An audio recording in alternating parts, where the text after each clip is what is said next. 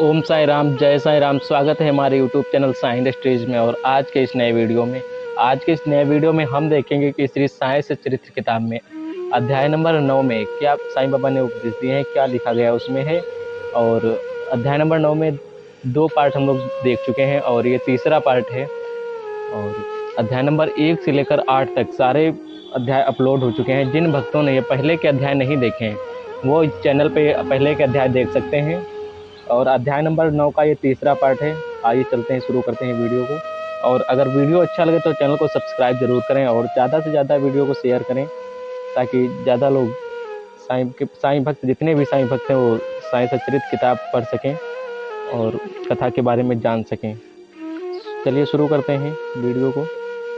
तरखण कुटुंब यानी कि पिता और पुत्र। इससे पहले की कथा अध्याय नंबर 9 के दूसरे पार्ट में हो चुकी थी और ये तीसरा पार्ट है। पिता और पुत्र।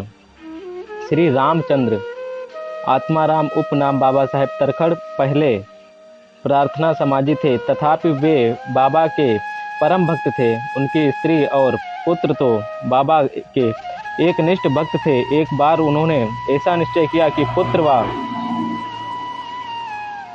व उसकी माँ ग्रीष्मकालीन छुट्टियां शिरडी में ही व्यतीत करें, परंतु पुत्र बांदा छोड़ने को सहमत न हुआ।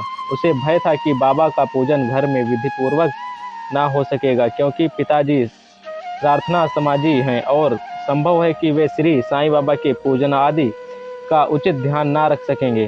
परंतु पिता के आश्वासन देने पर कि पूजन यथाविधि ही होता रहेगा, माँ और पुत्र दोनों ने एक शुक्रवार की रात्रि में शिरडी को प्रस्थान कर दिया। दूसरे दिन शनिवार को श्रीमान तरखड़ ब्रह्म मुहूर्त में उठे और स्नान आदि कर पूजन प्रारंभ करने के पूर्व बाबा के समक्ष संघाष्ट दंडवत करके बोले, हे बाबा, मैं ठीक वैसा ही आपका पूजन करता रहूँगा जैसे कि मेरा पुत्र करता रहा है, परंतु कृपा कर इसे शारीरिक परिश्रम तक ही सीमित ना करें रखना। ऐसा कहकर उन्होंने पूजन आरंभ किया और मिश्री का नैवेद्य अर्पित किया, जो दोपहर के भोजन के समय प्रसाद के रूप में वितरित कर दिया गया। उस दिन की संध्या तथा अगला दिन इतवार भी निर्विघ्न व्यतीत हो गया। सोमवार को उन्हें ऑफिस जाना था, परंतु वह दिन भी निर्विघ्न निकल गया।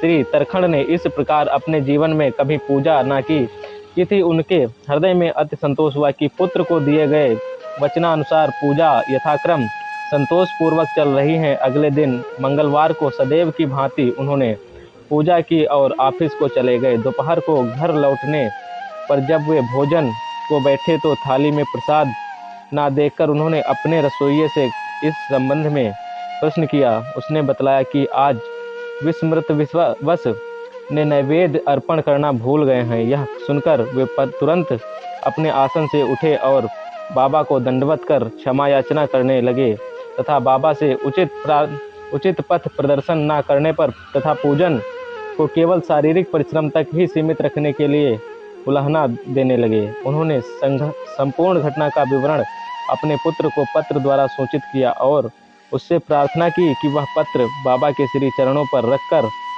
उनसे कहना कि